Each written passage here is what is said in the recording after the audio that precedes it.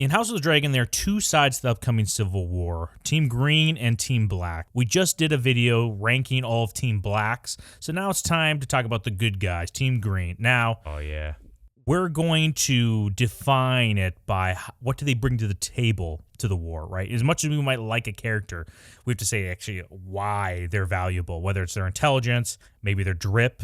You know, I think their desire for family relations, like in a Targaryen way, I think that's valuable in some way or another. But all these will be taken into consideration as we rank them. Well, yeah, there's a lot of small stuff that's on the table, too, I think. Like you said, it's not going to be purely based on personality, whether or not we like them, but it'll definitely play a role. And obviously, too, we're not going to like somebody if they're completely unproductive and useless, for the most part, unless it's for humor. And they took out the best humor boy in this whole situation, Mushroom. They didn't even include him in the show. So we're not going to go into spoilers book-wise, so like for what's going to happen in Season 2 probably, until maybe the very end, you know, the later part of the video. We might go into some more spoilers. But so, yeah, you should be safe on that front. Let's get into it. Well, let's go with our golden boy right away. Some person we wanted to see his dragon so badly. I think we were disappointed in this last trailer, but Aegon II, I was about to say first of his name, but he's not first of his name. King Aegon, second of his name. He puts the first one to shame, so I hope. Oh, true. Might as well be first of his name, dude. I want to see his dragon, and I want to see his dragon. You know what I'm saying?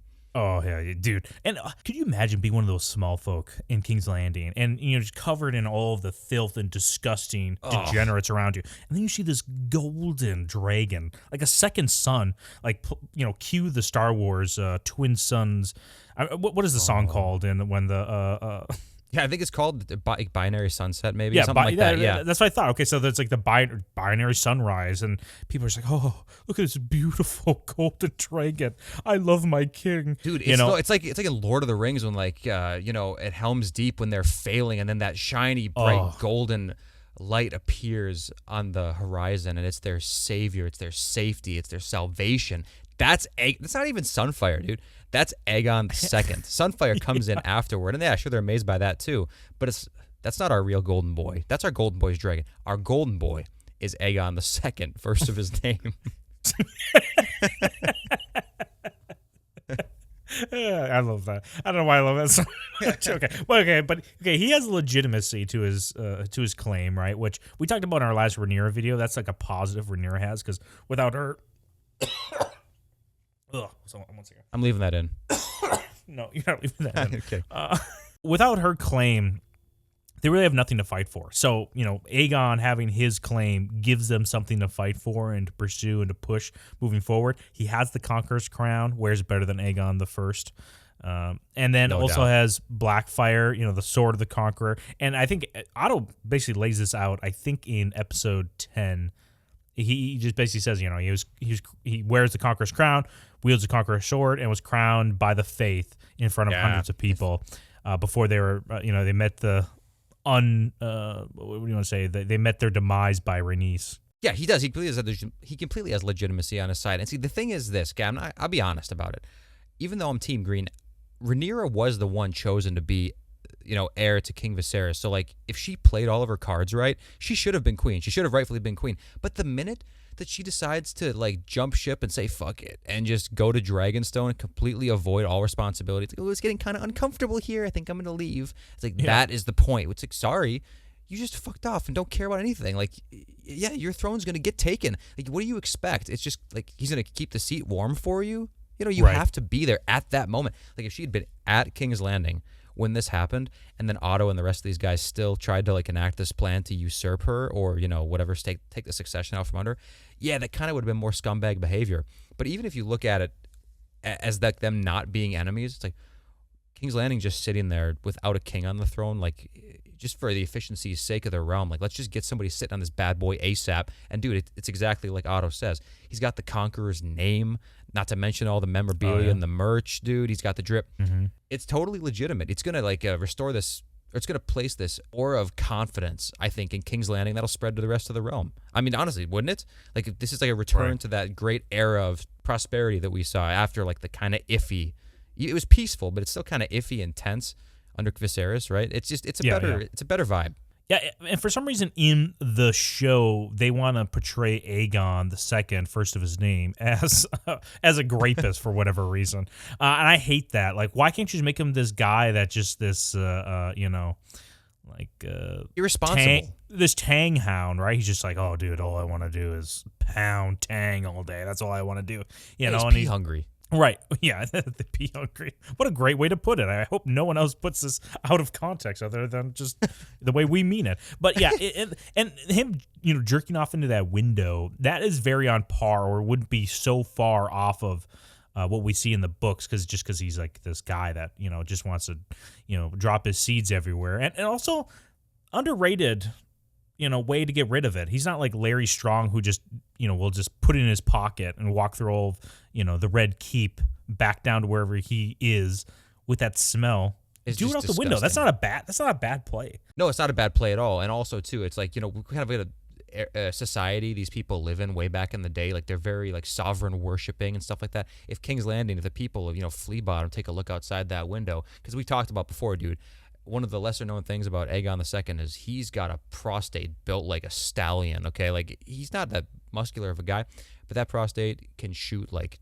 what do you think? It's like the low ball estimate, like 30, 40 feet, something like that. Oh, yeah, 300 feet per second at least. Yeah, 50 feet per second, he can cover a football field, like, easily. So it's like, he's nourishing King's Landing as well. It's like a little gift from above. It's probably gold. It's probably not even white. I don't know. There's a lot of positives to say, but I don't like that he's a rapist like that either. It's so weird. And they go so extreme. Yeah. Like when they go and find that brothel where they're having like child cockfights, where they Little like, Jerry. have the kids' teeth shaved down. Yeah. And Aemon's bastards are all fighting each other and shit. It's like, how far did you have to go? Did you really have to do this? Like, why wouldn't they at least try? I don't know. I don't take it seriously. That's the thing. Like, if anybody reads Fire and Blood, no matter how much they tell you about Aegon and how bad he is, quote unquote, in the show, you don't believe it because you just know they're making a caricature of the guy to like really nail in the coffin that this is the bad guy, Rhaenyra's the good guy. No, dude, Aegon, can I just say it? He's an S tier. Yeah, he's S tier. Yeah, he's S tier for sure. And I hope they bring him back a little bit away from the rapist tendencies they have. But I think as much as people say Fire and Blood is green propaganda, this show is black propaganda for Team Black. Dude, it is. It's 100. Dude, hey, it is. And Aegon is like the prime example of that. We have other characters like Aemond and stuff where it's like, yeah, you know what? They're kind of angsty, maybe even worse in the book. And we'll go into that a little bit too. But like Aegon and Otto, I think are the two examples of people that are just going so hard against Team Green. I'll tell you in the spoiler section very briefly, but dude, Aegon, I think follows the hero's journey really well. Oh yeah. I do. I actually think he does, and I'll tell you at the end why I think so. Yeah, maybe let's move on to the next character. We spent a ton of time on Aegon. Well, let's go with his sister, wife, Helena. Where would you rank her? The ranking is hard just because so far she doesn't have a lot to do in the show. But what I see from her, I do like. I like her interactions, not just with Team Green or whatever, but Team Black as well. I like that she's faithful to Aegon. She's kind of his rock, his foundation, even when he's out doing, all of his BS. She's always there for him at home. Is she a little bit crazy? Yeah. She seems like a good daughter as well. I think she's going to be I'll just say the best mother she can be, possibly. Yeah. And I think she's an S tier. Because like, where else am I going to put her? Okay, no, honestly, where else am I going to put her? I don't think that she's like a D or an F or something like that. She's kind of neutral. The only thing that she has are positives, so I think she's S. Okay, so let's just kind of outline her right now, right? She has dragon dreams. It's a superpower, right? And even though she's somewhat neurodivergent on the spectrum, it's working to her favor. She's like the Elon Musk of Team Green, right? Kind of like, whoa, I wouldn't want to see how Helena does on Twitter, but you put her in charge of some things, we're gonna get things done, right? Oh yeah, dude, absolutely. It's like just don't listen to what they say, just watch what they do, right? Yeah. That's the kind of thing. Yeah, exactly. But also, you know what though? Maybe listen to what they say, because one of these times, like there's beasts beneath the boards. People are gonna be real sorry when she's right one of these times. You know what I mean? And they stop listening. If they listened to Helena's tweets, we would all be in a better place because they would have been able to read it through. Like, okay, there's going to be a civil war happening. He's going to lose an eye now. Like, all this stuff was set up in season 1 if you just listen to what she's saying here. But my aunt is taken over by an alien and it's living in her skull. It's like, yeah, right, Helena. Well, the other thing she has is, she's a dragon rider. I don't know how much she does it, but, real quick, I hate how they make basically everybody else. I hate the term girl boss because I think it's overused, but they make Rhaenyra and Baela both into these more dragon riding aggressive characters than they are in the books. But they're just going to leave Helena on the sidelines? Like, what the hell? Like, come on, guys. Why can't she? She rides a dragon. It's unfair treatment, but I think it makes her better in the end because she's not another cringe Targaryen constantly relying on her dragon. No, dude, I'm glad she can ride a dragon and chooses not to. That's base to me. That is base, not overcompensating, even though she might be a dead fish in the bed, like we talked about in one of our other videos. Well, it's either a dead fish or a total freak, so it's like kind of flip of the coin. I don't know. I mean, Aemond's in there for some reason. Yeah, Aegon's only in there once in a while, but Aemond's in there a lot. Yeah, he's putting some miles on that. So S tier, fine. Helena S tier. Yeah. Let us know in the comments where you put these characters too, and if they're not S tier, you're just gonna get banned. Sorry. But let's go to Jasper Willard. The guy from the Small Council, he's the Master of Laws. He kind of looks like Danny McBride. Yeah, a little bit. Yeah, he does. He kind of looks like Danny McBride. That's true. He's the one who won't. He's always getting told to shut his mouth because he's shilling for Aegon all the time. But, again, this is another one of these situations where it's like he's saying what needs to be said around people who just won't accept the truth. He doesn't play a big part in the show, but what the little things he does contribute, I think, are only positive. And by the way, too, when he's told to shut his mouth by people more powerful than him, he listens, he obeys, he respects authority. I can't think of a negative thing to say about him. Even though he's not like this great golden shiny character, can you think of anything negative he did? You know what? I got one negative, I guess, about him. It's not enough to like bring him down whatever rank we determine he's going to be at, but he says to Alicent during episode 9 when she's like, "Was this all planned before King V even died, that Aegon was going to be, you guys were going to crown Aegon as king?" And he's like, "Oh, we wouldn't want to tell you all of our nefarious," he doesn't say nefarious, but he almost says that, so like makes the plans that Team Green was doing was like a bad thing. It's like, no, why would he do that? Like that, another head nod from the show runners that like, yeah, these are the bad guys, and he didn't want to tell Alicent because they knew whatever they're doing was bad. Anyways, that's the one thing I got bad about him. Yeah, his name is Iron Rod, his nickname. Not given to him. People gave it to him, right? So it's a little more acceptable. And it's not because he's a strict. He's not because he's a strict master of laws, but it's because of his dick, dude. Iron Rod. Right. No. Yeah. Exactly. It's. I mean, is that a plus or a minus? I don't even know. Okay. Immediately when I hear this, I go cringe. Anything that has to do with like your penis is generally cringe. Yeah, but again, it's like even if someone else gave it to you and it's confirmed. No, okay, but this is the thing, is like when you hear the story behind it, where you're like, okay, this is like if you heard Corlys's nickname was because the sea snake was because of his penis, you're like, dude, cringe, I don't care, like that's so dumb, because it kind of sounds badass. Iron Rod, and you hear it's because of his penis because he's sired 29 children. 29 children. That's potent seed, man. Give this man an award. he is the GOAT. Oh, come on. Well, I wouldn't call him the GOAT. I mean, didn't he's the Walder Freyr Craster of his time, dude. He's the Giga Chad. I love this guy. Are they all legitimate? They're all legitimate kids? No, I don't think they're all legitimate. See, that's right. See, that's what I thought too. This is like no different. What's the difference between him then, or how does he usurp our boy Aegon, the second first of his name? How many bastards do you think he sired down there in Fleabottom? Like 200-300, something like that. Come on. Well, not enough to get a nickname of Iron Rod. Clearly, this guy's like, even if 15 children is a lot of children. That's like half of Iron Rod. See, but how do they know? See, this is my thing, dude. Aegon does how many, and no one even knows about it enough to give him a nickname like Iron Rod or like Gold Rod or whatever it would be as a Targaryen, But this guy, this like whatever small council member, he's got to be telling people. Like, there's no way that he just does this and there's no way he just does this and it passes through the grapevine that he's the one that impregnated all these women and had all these kids, and then that becomes a nickname. This just feels like a little self-insertion, but I'm kind of biased now. I don't know. Something about him, like when I look at him, it doesn't quite sit right with me. So I think I'm biased. I have to leave my biases at the door. What do you think is his ranking?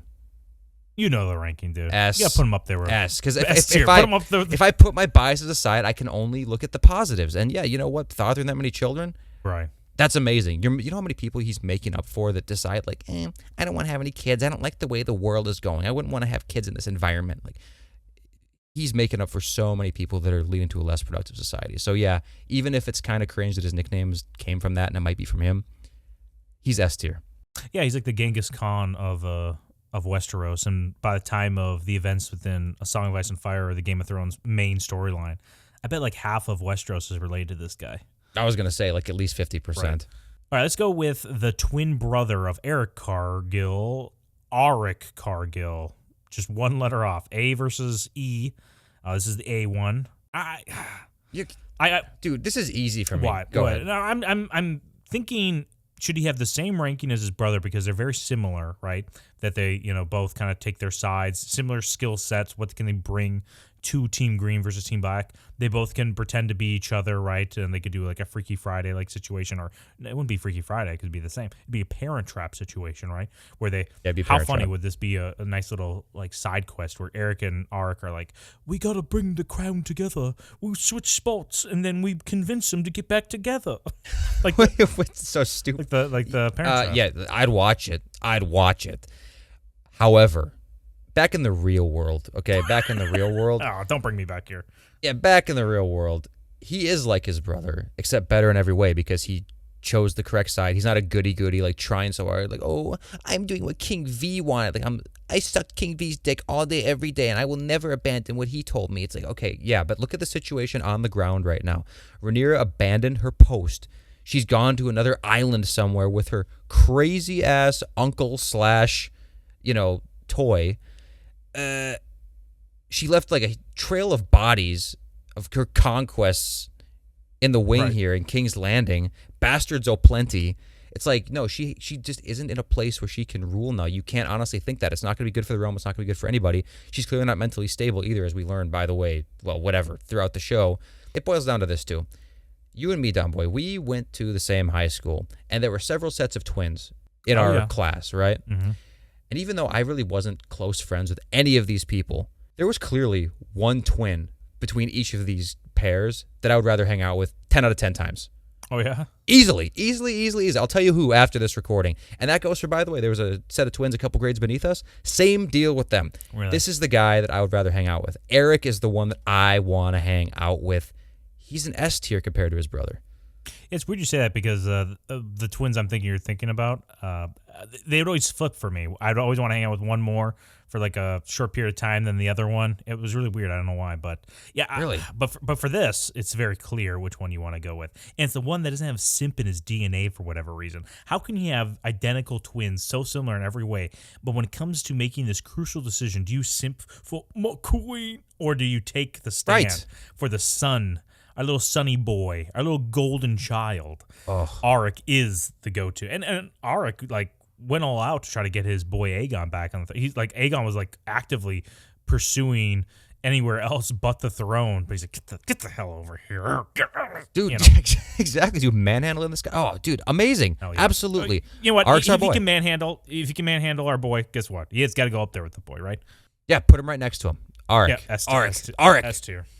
Okay, well, let's he's arguably the first casualty in this civil war, Daemon Velaryon. And I think someone was critiquing the way we say Velaryon. It's not Valerian, because that's where they're from, Velaryon. And it's no, they're not. Different. No. They're not from Valyria. They're from Valyria. Valyria. So you can say Velaryon or you can say Valerian. Yeah, both are correct. Come on. Okay, sorry, what are British accents? Velaryon. Okay, let us know down in the comments which way you pronounce it, and hopefully we read it right. Otherwise, you're going to get banned. Yeah, unsubscribe. Unsubscribe too before you get banned. It doesn't feel good, guys. Yeah, so he's arguably the first death in this conflict. He goes up to, Otto, and Otto's basically running the show, and I think it's episode 8. Is it episode 8? Yeah, it's episode 8 because then episode 9, that's when the Green Council happens in House of the Dragon. So, yeah, he comes up and is like, listen, can we all just, like, come to reality here, the real world, like you try to pull me into on our last character. Let's talk about the real world here.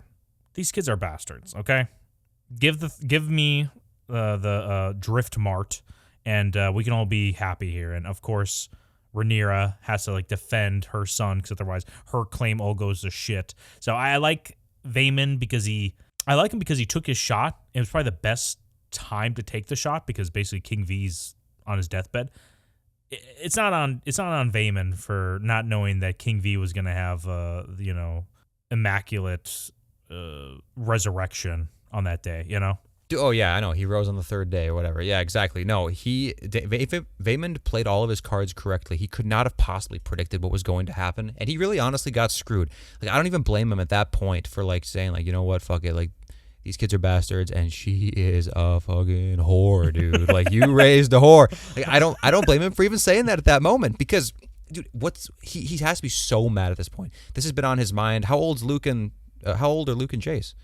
They're old. teenagers They're like here, but they're younger in the books. But yeah, they're well, sure, they're yeah, but older. like 10 years in the show. Let's just lowball 10 years, right? Right. He's had to deal with this, just understanding the reality of his situation. His brother is just so unrelenting. In the show, obviously, it's worse too because there's a racial difference. It's so clear that these kids should not belong to Driftmart. And Luke can't even sail. Like, he says it. Luke doesn't even want to be. Dude, if I was Vaemond and I was walking by a room, whatever, and I hear this little bastard who's going to take my place complain that he doesn't even want it, I'd be like, oh, Right. Are you kidding me, man? Like, it sucks because Daemon was the one to kill him, and we do like Daemon as well. He was our S tier on Team Black. Right. But Vaemond, dude, listen, you can call him bitchy or he throws a fit or whatever, but he's 100% correct. He is 100% correct. Like, yeah, dude, Laenor is dead. Sorry. Like, the next guy is Vaemond. Sorry, Corlys. Come on, man. Be a good brother. Compare Vaemond's scene to Ned Stark's scene in season 1 of, season 1 Game of Thrones versus season 1 of House of the Dragon with Vaemond. And, he calls it how he sees it, which is 100% correct. And just because the good guy music plays for one team versus the other, people are like, oh, poor Ned. And they're like, yeah, get Vaemond. He's being such a piece of shit to my girl boss queen, Rhaenyra. Right. And it's like, come on, guys. Come on. Are we not just, like, wouldn't you be pissed? Like, I like Vaemond. And it's because he's telling the truth and also because he's just channeling his inner George Costanza-esque energy. He's like, Everyone's getting upset. Yeah, dude, he is. Absolutely. It's the exact same thing as Ned Stark, too, because Ned thinks he has a deal with Littlefinger, but Littlefinger betrayed him or whatever. But he goes in with this, like, presupposition that he has a deal behind the scenes that's going to ensure that he succeeds, right? And that he's doing right by his house. He's doing right for the realm or by the realm, whatever you want to say. Same with Vaemond. He had a deal with Otto. The only difference is Otto didn't betray him. It was just out of their control at that point. So it's a little bit of difference. And then, obviously, the parchment got torn in half in Ned's situation, and it was Vaemond's skull that got torn in half in his situation, but close enough. And there's, by the way, a girl boss in front of both situations. It's Cersei and it's Rhaenyra. So what the hell? The comparison's there, man. Vaemond's an S tier. S tier, baby. Every time, dude, if you stand up to the king like that, knowing the consequences, dude, that's based. And yeah, he's got like huge balls, and they're both in the shape of an S. Well, let's go into another very Jason Alexander-esque character. I don't know. I feel that way a little bit about him. Same name, Jason Lannister. What's your initial thoughts on our boy here? We see him mostly in just party settings in the feast. I think that's episode 3 for the hunt, the worst hunt of all time. It's just so like over the top, and then we see him at the wedding. That's the 2 moments we see him, and then the rest we see his brother, Tywin Lannister. But we're talking about Jason, the one that's trying to court Rhaenyra. Yeah, dude, the one that's trying to court Rhaenyra, the only little bit we see of him, listen, man, what do you think of when he shot his shot with Rhaenyra? Like, how do you feel he did? Like, you think it was a little bit too much right away? Like, do you think he kind of had a sure thing? It kind of felt like he really thought he had an in, like maybe King V sweetened him up a little bit beforehand, and then he got screwed. I don't know. It came off kind of bad, to be honest with you, but I don't think that's his fault. Plus, he brought, like, such a cool weapon. Dude, if somebody gave me that, like, pike, that's fucking awesome, man. Are you kidding me? And it'd be very frustrating if you're King V watching your great gift you gave him, which probably meant so much to your family, the logistics of actually getting this thing done. Like, how many prototypes were pushed in front of your face? We're like, no,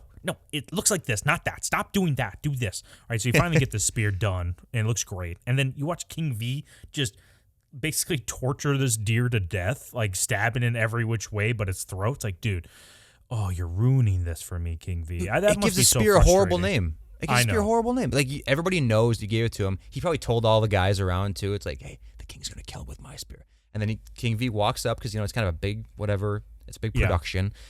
And he tells everybody, he's like, hey, guys, watch. This is it. This is my spear. My spear's going to do it. And then King V gives it a horrible name. They're all laughing their asses off at him, giving him shit for this. And it's not his fault at all. Like, King V, I'm sorry that you lost some fingers by this point or whatever, and your hand is trying to, marry your daughter to your 2-year-old son. But it's like, live in the moment here. You have other people around you that are depending on your actions here. Well, as soon as King V gets back to the fellas, and they're going to be like, yo, what happened out there, dude? He's like, dude, the spear. It's not the fuck up with the spear. It's not right. And Jason's sitting there, it's like, what the hell is he talking about? It's fine. It's Yeah, fine. what's he supposed to say? He can't just defend it now. That's the king. He can't say, if he says anything, King V, because he just be like, are you saying that I'm a liar? Are you calling me a liar, Jason? And what? He's not going to risk his life over a spear, even though that spear is worth how many common folk life? Come on. Right. I mean, this is a great gift. He means well. I think he needs more experience before taking a shot with Rhaenyra, who, at this point is just a man-eater, right? So he's kind of a little out of his depths, but, I like the confidence of him. He tells jokes, and actually most of his jokes land. I don't know why people are, like, eye-rolling at the wedding when Jason comes up to them. Makes a joke basically that women would never go. We don't let women lead us to war because we'd always be late or something like that. And it's a funny joke, right? It's not over the top like, wow, dude, like, do you hate women or something? It's like, no, dude, that was a legit funny joke. But for some reason, they're like, you're such a piece of shit, Jason. It's like, come on, dude. It's pretty harmless. I like Jason. Yeah, it's pretty damn harmless. I like Jason too. So where do you put him? Oh yeah, we didn't even rate him yet. Yeah, Jason C. So he does have a twin, and like you said, we don't see a whole lot of him. But we do see you kind of get some sympathy from him, and it's overall positive. Like the coming on to Rhaenyra thing, like we said, it's not great, but it's also not his fault. Given all we know about Tyland later on, who is his twin, yeah, he actually has a ton of positives, more so than Jason. He's super based politically, right? So I kind of tie them together. Probably they should be tied, right? Probably at an S. Yep, I agree. Yep, tie them together, S tier, which might spoil a little bit of our Tyland, but who cares? We could just go. Do you want to just do Tyland now, because we don't really have. I don't have a ton to say about Tyland. I mean, most of it's honestly in spoiler territory. So yeah, we'll retouch Tyland again, I guess, in spoilers. But for now, we'll just put Tyland as well right now as S tier. So let's go with everyone's favorite clubfoot master of whisperers, Larry Strong. Yeah, dude, Larry. What's your initial thoughts of this? The man that's dragging his nasty foot around, which I don't know. He hates his foot so much, but why isn't he cut it off earlier? Is it really that much better than like a peg leg or just like a stump? I'm not sure. I don't know what the. Maybe I'm just like being blessed with modern day medicine that I'd just be like, yo, get that thing off me. Just get it off. I'd rather just sit around with a prosthetic, but. Yeah, maybe it's easier to walk with like that little boot on instead of having, or at least he anticipates it. Or maybe he just really doesn't want the pain, or maybe it smells great. Like, what if he takes that thing off and it just smells unbelievably good? And that's why he keeps it around, like it's like a dopamine hit for him. Something tells me no, but it's always possible. I don't know. Larys, he's kind of like a tragic character for me because he killed his father and brother, and he usually allegedly, yeah, he kind of orchestrated that whole thing. Real quick, did we hear what he said to that guy before he sent him up? No, he's just like, here. No. Alicent wants Otto back. I'm going to take your tongues out so that way you guys don't ruin the surprise. I'm going to take your tongues out. I need you to go over there. I need you to know that my father and my brother, they get very, very cold at night. It's a big castle. It's the biggest castle in the Seven Kingdoms. I need you guys to go warm them up in the middle of the night, and I can't have you talking about it because it's going to ruin the Strong family's reputation. We're known for having really healthy, high thyroid function, really high body heats, and that's just not the way they actually are. It's embarrassing. So you got to warm them up and make sure you don't do anything weird with the fire because, I don't know, Harrenhal has some weird tendencies with fire, so just be careful. I think that's what happened. Yeah, or it could have just been like a fun little party he wanted to throw for him, and they just somehow misinterpreted every single word he said. Like, this thing's going to be fire, dude. Go up there. I'm going to take your tongues out because I don't believe you guys are going to, you're going to just spoil this awesome surprise. Lock them in because, I don't want anybody interrupting how awesome this is going to be. I'm telling you right now, it's going to be fucking It's going to be fire, so. dude. We're going to get a dunk tank. It's going to be so much. And they interpreted that, of course, as dunk them in a tank, dunk them using a tank of gasoline. Yeah, there you go. Yeah, but whatever. Right. Yeah, it's clearly a misinterpretation, and even if it's not, let's just pretend in this far off reality that people usually subscribe to. Yeah. That he did kill them. He did it for the cause, dude. Are you kidding me? He did it because these are people that would have sided with Team Black and like the right thing for the realm, quote unquote. Even though we know it's not true, it would just sow further chaos. If Larys's alleged plan went through and basically, like, let's say all Team Black members that are willing to fight were kind of incapacitated or whatever, right? You know how many lives would be saved ultimately in the end? Because the Civil War would never happen. It's kind of the equivalent of Rhaenys. If she had torched Team Green, even though we like Team Green, it can't be denied that would have stopped the Civil War, right? Right. At least well, maybe it wouldn't have because it would be seen as black aggression. Maybe. I don't know. It's hard to say. But in this situation, definitely, like if there was a behind-the-scenes conspiracy that couldn't be tied to Team Black at all, or Team Green directly, and Rhaenyra, Daemon, all these guys died, dude, lives saved, like Westeros saved. Right, for sure. And then the negative on him is that he stores his. I mean, I don't mind that. I'm not a big fan of the foot fetish thing, but I think it's more reprehensible that you dump your loads into your pocket as you leave instead of just like there's an open fire there. Just do it there. Oh, just like, hey, look away real quick. Look away. What the hell? Yeah, it burnt. Yeah, let us know in the comments if you ever smelled it burnt before, and your review of it out of 5 stars. Yeah, definitely out of 5. Yeah. Well, as far as the foot fetish thing goes, I'm most insulted by like where he's stopping short. Like he stops about 2.5 feet too low, on Alicent. Like there's some parts to be appreciated of her, and that is not one of them. So it's like it's just a strange thing. Also, I'm not convinced he doesn't have a Ziploc in the pocket that he's keeping the stuff in. So it's still not great, but maybe it's at least sealed. Well, that's even worse. Unless he's just dumping it out later, for the Ziploc. Otherwise, if he's storing it for something else later, like, get the hell away from me. But in my headcanon, he's not doing that. He's just doing it just to, like, make sure nobody can, like, somehow use his DNA against him somehow. He just knows of, like... And there's also this kind of rumor or theory that he might actually be a green seer at this point. Like, when he knows things that when people speak around the weirwood trees that he might be getting either visions, he might arguably be the first three-eyed raven. Three-eyed raven, the real one in the books, isn't there. The four-eyed raven. Yes, first of his name. Exactly. Wait, so what does that have to do with his Ziplocs in his pocket? I'm saying, like, he might not want to leave his DNA around because he knows that there might be some person around to use, like, it's not king's blood, but it would be strong seed or something. The seed is strong. He sees visions of this, and he's like, oh, no, it's going to tear down the kingdom. If someone's able to get some strong seed and use it against the king, I can't do that, Right, and that makes sense, too, because, I mean, the Strongs are, like, very, like, alpha male, whatever, and he's not super large or anything like that. He's kind of scrawny, but maybe he still has, like, the high T aspect of it or whatever, and he's got, like, this leaky-ass faucet, so maybe it's just constantly coming out, so he has to, like, drain it so often or whatever. And maybe he doesn't have a foot fetish. Maybe he just does it because he's trying to look at the least sexual thing possible to make it like more of a routine, like mechanical experience. Because otherwise, you're getting distracted. You can't let your little brain rule you, Yeah, well, I don't want to spend too much more time on this, but I do have one last thing I want to say about it. What if he isn't doing it? Well, he's actually jerking, but he's not actually completing, and he's faking it because now he feels bad for Alicent. He's like, okay, yeah, these aren't that good feet, but what am I going to do now? Like, like you think it started like one pocket. Yeah. Like you think Alicent one time like showed his feet to her or to him to like try to impress him or something like that, and like just, hey, check these out, and then that's when he's like, oh shit, it's the queen, like what do I do? It's like I guess I'll start jerking it off to make it seem like I like him, and that's how it all started. Yeah, and then she keeps going like, I want some information, pops those bad boys out, and he's like, yeah, she's got the wrong idea. That's probably it. To like this. No. It's working. Yeah. Well, I want to think more of him with like out the foot fetish, or the last scenario I just said, and maybe think of him more in the book. He's way more mysterious. So I don't know what. Let's just go with maybe first letter of his last name. Yeah. Put him up there. Let me think. Larys. Strong. Yep. S tier. S tier. Put him up there. And then, well, let's talk about her right now. We were just talking about her feet. Alicent Hightower. Alicent.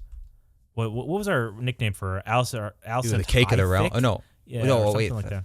Cake Tower? Maybe it was Cake Tower. Alathic Hightower. Alathic Cake Tower. There we go. That's good. Go. We'll just combine them all, man. Alathic Cake Tower. Cake of the Realm.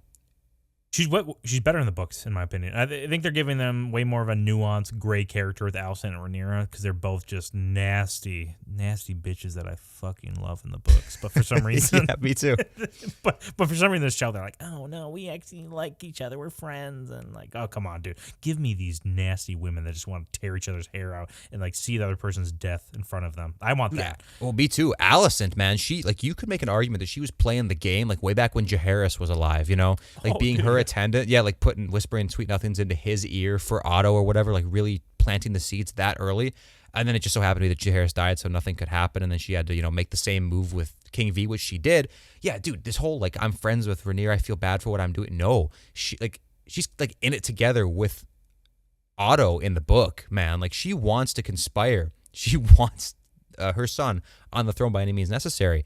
And the son's not even that bad in the book either. So it's like a really weird skewing. They like went way worse with Aegon and then way better with Alicent, but it's the reverse in the book. But it's great. It's cutthroat. It's good. It's like, I don't know. We don't get that many characters that are super competent and female, I guess, in the show. Yeah. But we do in the book. So it's kind of a disgrace. Also, if you just want to talk about her motivation, even in the show, she's 100% in the right. Like, are you fucking kidding me? Like, 4 kids come up to my son in the middle of the night after he claimed a dragon rightfully, and they cut out his eye for it. Like, that's completely unacceptable. I don't care, like, what even the starting situation is. That's totally unacceptable. Right, and the whole time, or like conversations you were having with King V before this was like, okay, are we just going to continue to let Rhaenyra father all these bastard children? And King V's like, I don't know what you're talking about. I saw a horse once give birth to a different color. And you're like, are you serious right now? Stop trying to gaslight me. Like, Alicent must think like, she must be the Mugatu of King's Landing, because she's like, am I on fucking crazy pills over here? Like, what the hell's going on? Like, stop. Just, I know those aren't her kids. Or they are her kids, but they're not Laenor's kids. Yeah, they're not Laenor's kids. It's a total joke. They're bastards. She watches Rhaenyra like just obfuscate her responsibility, her royal responsibilities, her entire life up to the point where she is about to take the throne. And in the books, there is no misunderstanding with the term Aegon, like, King V renaming the heir to Aegon. That doesn't happen in the books. In the books, they just straight up say, fuck it, Rhaenyra, sorry, you're not here, you're out of luck, we're taking the throne. But either situation, yeah, exactly. Most situations, Alicent is in the right, even more so in the show, because there actually is this little misunderstanding where she could be under the impression that King V changed her mind, making the rightful heir in all ways Aegon II. So, yeah, Alicent is an easy S tier. I'm not even going to beat around the bush. She's for sure an S tier. S tier, and I think we'll do another video on Alicent, why she's so perfect and good, because just imagine spending the best years of your life with King V and him not really appreciating that, it seems like. Sometimes it just seems like she's just like the side chick because he's waiting to go back to, the 7, is it the 7 heavens? Or was it, it's the, where do you go in the afterlife for the Faith of the 7? But anyways, he's going back to go up there with the 7 with Emma.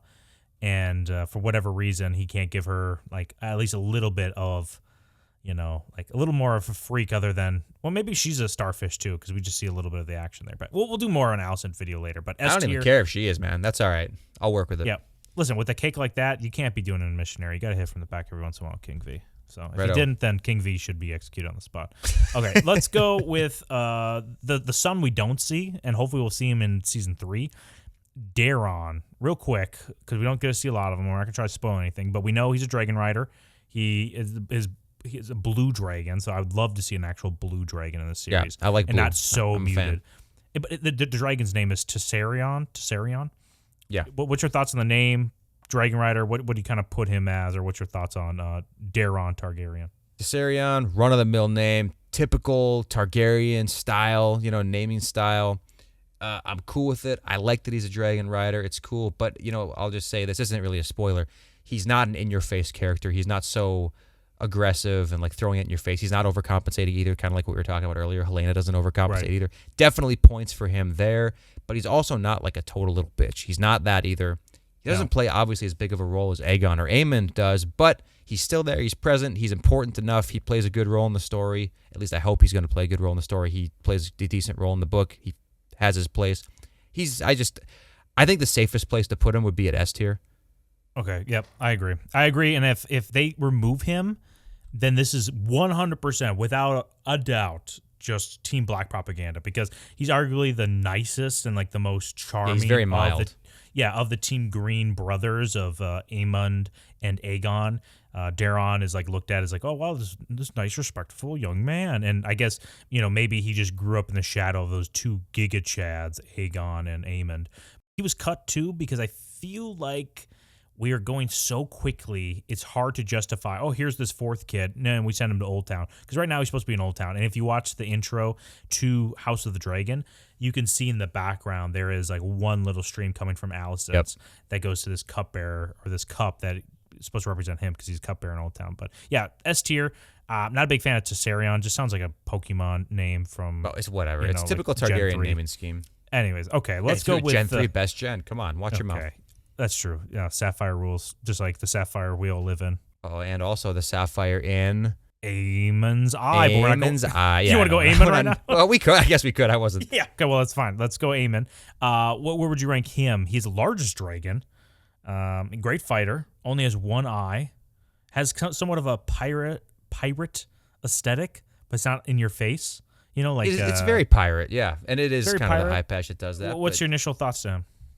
Well, my initial he's obviously the most like Chadley character on Team Green. I think overall, like you could make an argument for Kristen Cole or whatever too, but that's more of like a reserved Chadley role, like more honor bound one compared to Aemond, who's kind of like a loose cannon. Like he'll like meet any challenge head on. He kind of listen. We've talked about this in the past. He kind of comes off like a little like, graphic tee kind of guy, like My Chemical Romance, like parkour, high school Hot burnout Topic? type. Yeah, a little Hot Topic or whatever. But after rewatching season 1 and after rereading Fire and Blood, I have a little bit of renewed respect for him. Like I kind of, that stuff is not nearly as in your face the second time you watch it, or the third time, or however many times I've seen it. I don't know, either 2 or 3 times. And the honor-bound stuff is way more in my face. He kind of approaches it from an edgelord perspective. But, dude, he's honorable as shit. He's like, fuck yeah, I'd fuck my sister. Like, what are you complaining about, Aegon? Like, you're not supposed to enjoy it. This is for the future of the realm. It's for the future of our family. Like, do your duty, man. Dude, also sex. He's like, sex for pleasure? Yeah, that's so. cringe. Cringe. Dude, base. And then also, obviously, taking Vhagar, huge Chad move. The Sapphire Eye is kind of cringe, but it doesn't take away from... You just said Sapphire. Gen 3 is the best generation of Pokemon. Now you're going to trash Sapphire Eye? I meant that the Sapphire Eye is the best type of eye he could have picked. I mean, he could have picked anything with a fake eye, and Sapphire is probably the best one. All right. Thank you. And obviously, he's the biggest threat. Like, Daemon is the biggest threat of Team Black. Aemon is the biggest threat of Team Green. Daemon's an S tier. Aemond, I mean, it's just Daemon with the D taken from the beginning, put at the end. That's S. I love George R. R. Martin. Let's make Daemon's foil be Aemond. Just put the D at the end. Right. I know. Very creative. Well, can you imagine how scarring it must be for Aemond to not only get his eye taken out the night, like his best night ever of his life. He finally gets a dragon. He's been bullied his whole life, not have a dragon. Finally gets a dragon. These bullies corner him, take out his eye, and then your father doesn't even stand up for you. Like, what the hell? He's like, oh yeah, say you're sorry. I'd be pissed. What the hell? They just created a murderer. They just created a supervillain, and they don't even know it. And then Rhaenyra's just like, oh, someone questioned my my son's like legitimacy as my own or as Laenor's.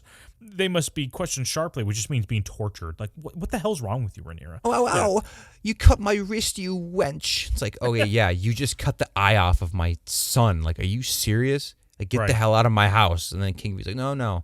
Like, calm down, Alicent. Calm down. It's like, it's like, I don't think so. Yeah.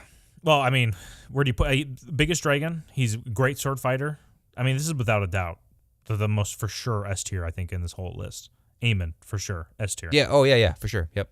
Oh, what do you think about the man that trained him?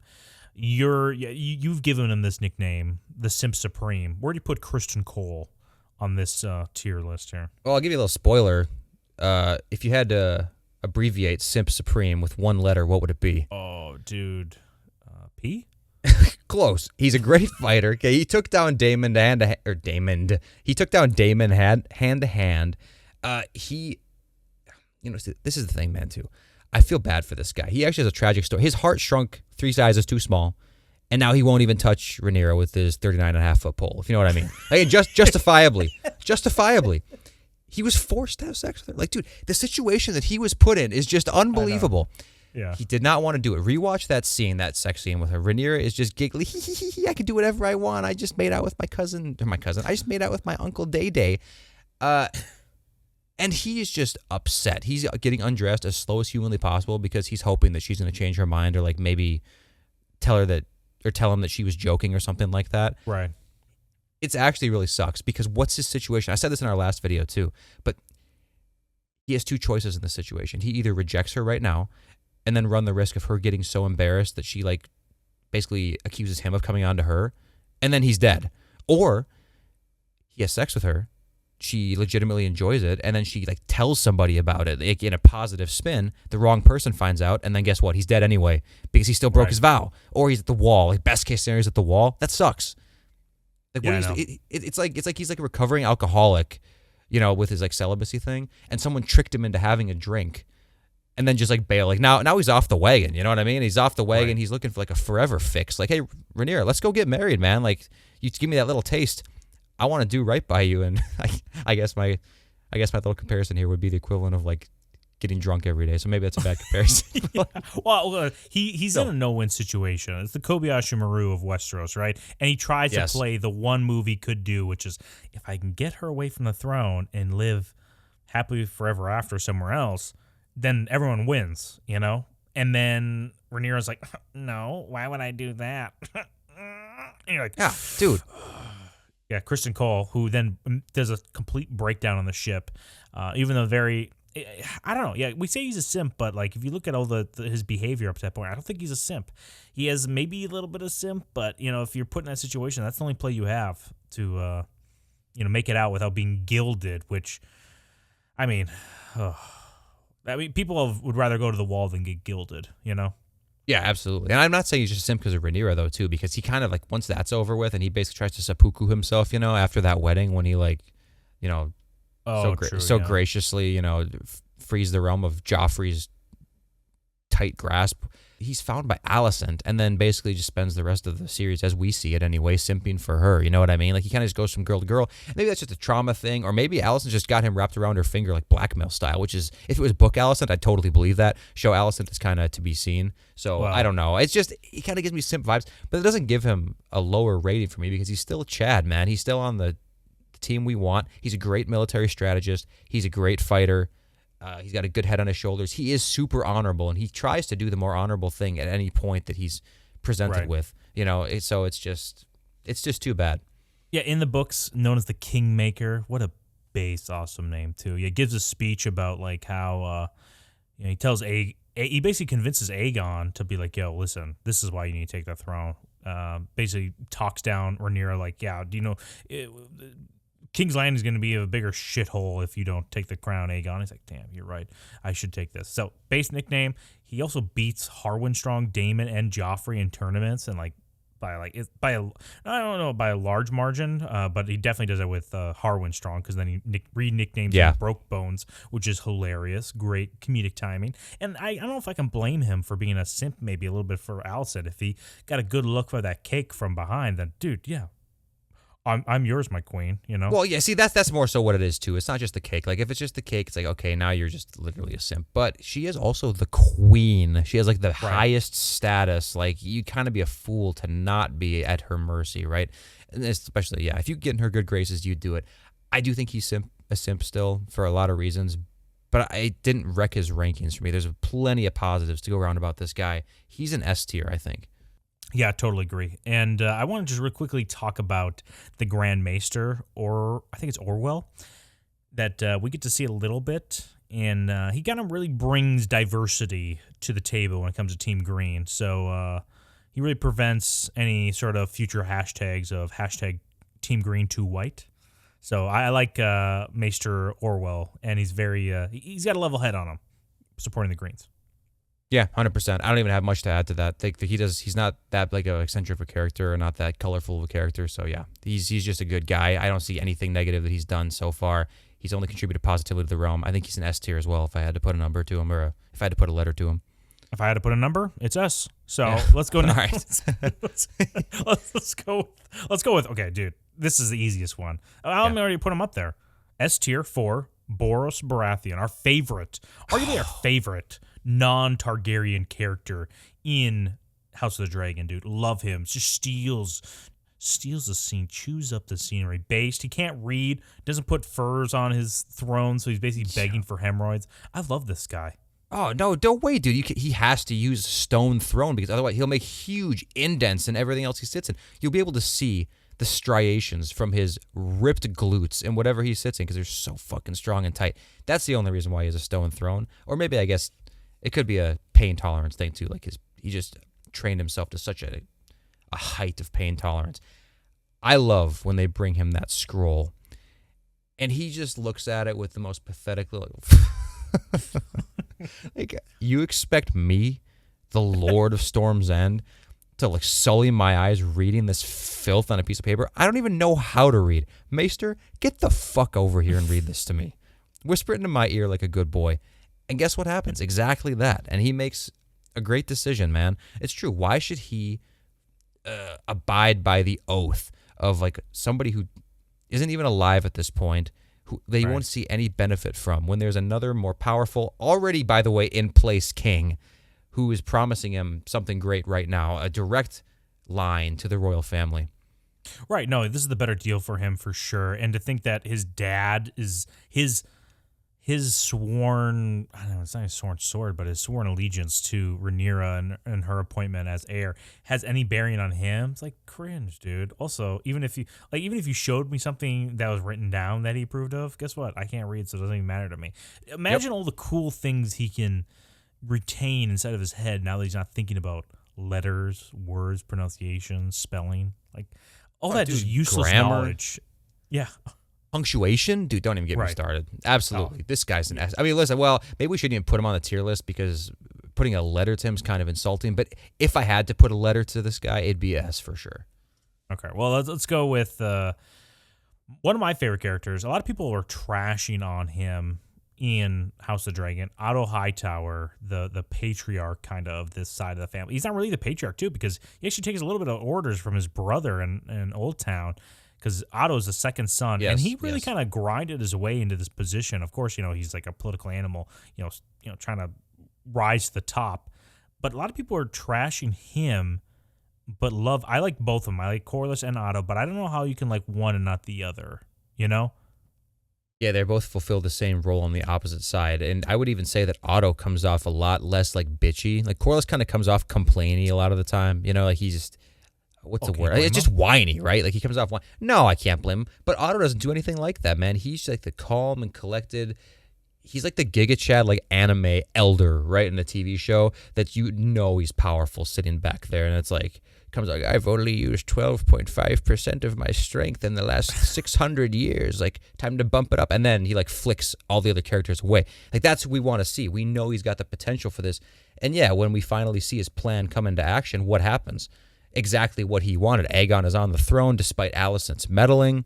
The war ensues. They have all the power, man. He's like, well, whatever. Go ahead. No, yeah, I totally agree. And like you're saying about the whole complaining thing, I feel bad for Corlys because he really kind of thought the for sure shot was like, dude, all this progressive push by King Jaehaerys and his wife during this time period, of course they're going to elect or maybe let a queen sit the throne. And I'm going to marry her. And that's my only way to the throne because I don't swing that way. I'm not going to swing my sword into Viserys' sheath. You know what I'm saying? I don't swing that way. So he eventually ties his wagon to this disgusting alien-like creature, and he loses. Like, dude, I would feel horrible. Loses there, and then also loses when he tries to propose his daughter to King V. So I'd be pretty pissed if I was Corlys. But Otto is able to get his grip on areas and is able to keep Daemon from areas to influence or increase his influence within King's Landing. So Otto is really good at being able to circumvent influence from the Velaryons and also from Daemon, who's like one of the biggest impacts of King V. And it's probably a good thing that Otto is trying to get Daemon out of these positions because I don't know how Daemon would be with Master of Coin and all these other appointments or even like Hand of the King, Yeah, I'm not too sure either. And it's a lot to, like, Daemon's a force to be reckoned with, too. Like, we talked about this in our Team Black video. Like, you put Daemon in a position, he immediately, like, revolutionizes whatever industry he's put into, whether it be for better or worse. You know what I mean? Right. So it's like, yeah, like, you gotta, the fact he can even move him around or control him at all via Viserys is like, it's got to be a delicate situation because Viserys also has that soft spot for Daemon. So yeah, dude, Otto is great. His planning is great. Alicent doesn't always agree with him, at least in the show. She kind of pushes back on him sometimes and seems like she's being controlled. But it's like, dude, yeah, how about you shut the hell up and listen to what your dad says because he is pulling about 1 million strings right now. And if one of them snaps, like this whole marionette falls apart. You know what I mean? Like potentially, right. And I don't know if she understands the gravity of that situation. Plus, not to mention Otto's reputation would reflect what the crown thinks of the Hightowers and Old Town, and possibly even like the Faith, like that whole area, right? So he has a lot of responsibility on his shoulders. It's just great, and especially how it progresses into what's going to happen in season 2. It's great. Otto is easily in the top 3 characters in this list. I mean, maybe even the top 1. Like, this is an S tier character. There's no doubt. Yeah, if it wasn't for Otto's influence and his ability to like position himself, I don't think Aegon would have a chance to try to push his claim, because Otto really does cleanse all of, or at least most of, the influence that Rhaenyra would have. It does help that Rhaenyra ends up going to Dragonstone to sit there and wait for the crown to arrive to her instead of Otto, who's actively pursuing it. I will say, of all the great things Otto does, and I think he does do a lot of good things to pursue his ends, his little suggestion to King V in episode 3 was like, "Oh, Your Grace, what if we marry Aegon with Rhaenyra?" And he's like, "What the hell?" That suggestion right there was like the zero IQ moment. I think we made one of our first. That's exactly right. It's one of our first videos. I love that scene just because Otto makes the worst move ever, and King V just like is not up for it at all. But for some reason, Otto can't read the room. Yeah, that's his like one mistake ever, and he learned from it, by the way. Like, he's never made a mistake like that since. So yeah, learn from your mistakes. No other mistakes to be made. S tier. S tier also might be Secret Lovers with King V. We might do a video about that as well. And I don't know, maybe he has a little bit of Velaryon blood in him. Maybe the blood of the dragon, because he looks at Alicent a little weird after he's like, "You look just like your mother." He makes that comment like 2 or 3 times too. It's weird. Yeah, but it's in context of like, "I'm gonna have you seduce the king. You look like your mom." It's like, well, what is that? What, I'm trying to connect dots here, Dad. That's really weird. Like, be a sexual person maybe to this guy. You look a lot like your mom right now. It's like, Dad? Like, what? Like, come on. Anyways, but still S tier, yeah. But I'm kind of worried about Otto a little bit. Okay, real quick. Spoiler alert. We're just going to go into, like, I think 2 characters, I think, that we can't really give great assessments about unless we go into the spoiler section. All of those other characters, they have spoiler parts to them, but can't really get a good vibe off them. So, last warning for spoilers for mostly book, because we really don't know what's going to happen in season 2. But let's go with Tylan. We were talking about him a little earlier, but I just want to go into more detail with my boy, the Hooded Hand, dude. I fucking love Tylan, and I cannot wait. Amazing. And if they ruin this character, I'm going to be pissed, because I love him. Oh, dude, I do too. This is, dude, what happens after basically the Dance of Dragons, that's where this guy really kicks into action. He is basically mutilated, like deformed and tortured or whatever, just because of things that happen in the war. It doesn't matter. But he somehow, despite that, remains like this really impartial, fair political figure. And after the war happens, Cregan Stark comes down to King's Landing, and they basically form a little enemy coalition between themselves, like a gentleman's agreement to like investigate Aemond II's death and bring all those who are responsible to justice, and just kind of like, find a new king. Doesn't matter if he's from Team Green or Team Black, as long as we have like the political influence in this guy to basically sew the 7 kingdoms back together. That's what we need to do. It's amazing. And how do you even describe it, man? Like, he's just a great gray, whatever, objective moral character in Westeros, I think. Yeah, and I don't think people know exactly like how much torture he goes through. He gets blinded, maimed. His fingernails and toenails are removed, which, I mean, that by itself is just torture enough, right? And then he's gilded, too. Not that he was going to have any line, because I think Jason already has a son at this point, so it's not like it was going to continue on the air or the line of Lannisters through him.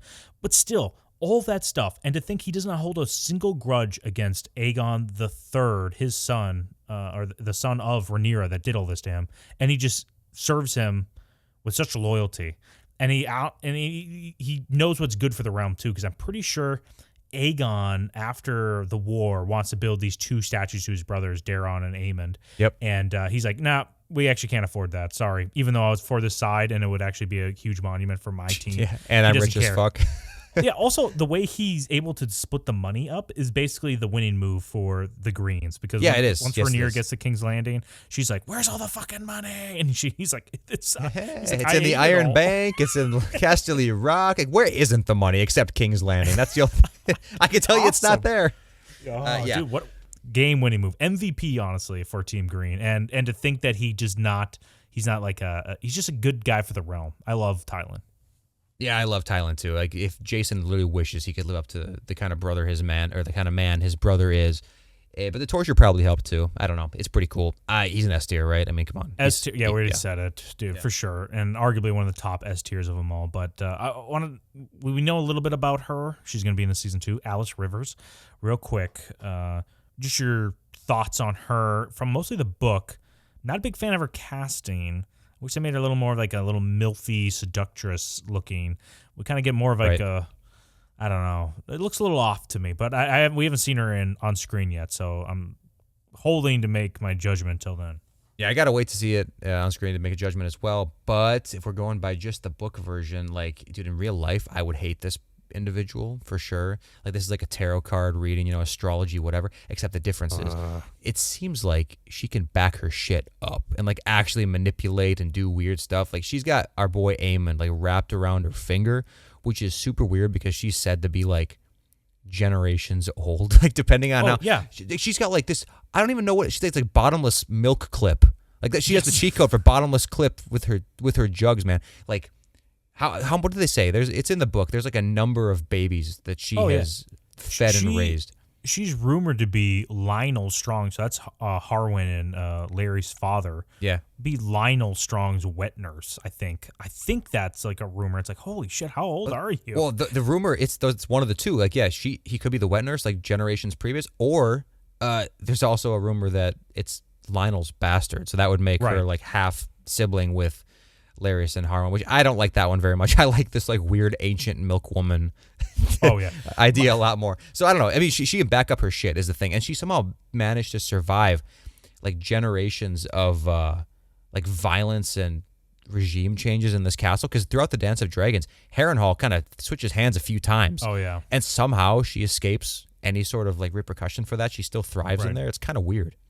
Yeah, my dream version of her is, despite her being a magic, cringe person, Wiccan, being like, I ain't devil in the dark irons. I'm like, yeah, cringe, get the hell away from me. And she's mostly, I guess my dream version is that her breasts are like so great because she's this mommy milker. They're so good that even I have to appreciate it. And I'm an ass man. I'm a butt. I'm the cake. That's why I bend the knee to Alicent. But my dream version of Alice Rivers is that she's that good. It's like, wow, those are great. I have to appreciate that. So that I guess that's my dream version of her. I mean, I can't even imagine that version of her. But if it's there, yeah, I'll definitely notice it. So I don't know. In general, I mean, what do you rate her as? I guess like, how do you rate this character with so much like negative and positive? Because like Aemond wrapped around her finger, that's a good thing, right? Maybe, but also negative. She's like a mythical figure, though. I also don't like the kind of like shot we see in the trailer of Aemond that he's like laying his head on this one other woman. I'm thinking he might be a little more of a like, oh, Homelander mommy, please, I need mommy's love. Alicent will never give it to me, so I need to give it for somebody else. But if she's able to do that, then she's able to get our boy to simp. And we know anytime that we get some simp action, I guess you got to go straight to S tier, maybe. I don't know. What are your? She's powerful. She's powerful. She's got magic, and arguably, powerful. If we're gonna go into spoilers, she might have the heir to Aemond. Aemond. Yeah. So. Well, also too, I mean, it's like Aemond. Who knows, like what his mentality would have been, had he not met her. Like they've because Aemond kind of fucked a lot of shit up, in the war. So it's like without her like moral support, I wonder if he wouldn't have like kind of given up hope. And if it wasn't for Aemond, Daemon never would have died, and who knows how that would have turned, like the aftermath of the war. So maybe she's essential for like the way things turned out and ultimately the death of Daemon. So, I mean, if that's the case, that is huge impact. That's definitely an S tier. All right, real quick though, before we end this, let me just explain why Aegon follows the hero's journey, okay? I just want to make sure, Aegon II, and this is really, really quick. It's just so obvious. The call to adventure is the kingship, right? He's called to be the king, but he refuses the call. Like they all do. He's reluctant. He doesn't think he's worthy for it. But then he meets the wise old sage, the mentor character. And you could even say Kristen or Otto fits this role, right? They both groom him for this position. They convince him. Ultimately, it's probably Kristen. And they show him the way. He accepts becoming the king. He has the great loss of King V dying, his loving father, as well as his son, dude, from Blood and Cheese. Like, these are the trials he goes through. Not to mention the great trial of Rook's Rest, where he's fused with his armor. Like, are you shitting me, man? Like, the trials and tribulations, the great pain, and then ultimately the great resurrection and the reborn, whatever, as the hero on Dragonstone as he feeds that bitch Rhaenyra to his beautiful golden dragon. Tell me that's not the hero's journey. I mean, seriously. It is the hero's journey. And they also have like the second act structure of like the all hopes lost as Rhaenyra and her Maegor with tits is ruling over King's Landing. Yep. And Aegon's like out of the picture completely. Like, you have no idea where he is. He went Gendry for a while, you know? Yeah. Dude, I love Aegon. Oh, what I'd give to get a golden shower from our golden boy. Hey, thanks for watching this video. Be sure to subscribe if you want to see more content like this and smash that like button. Or not. We don't care.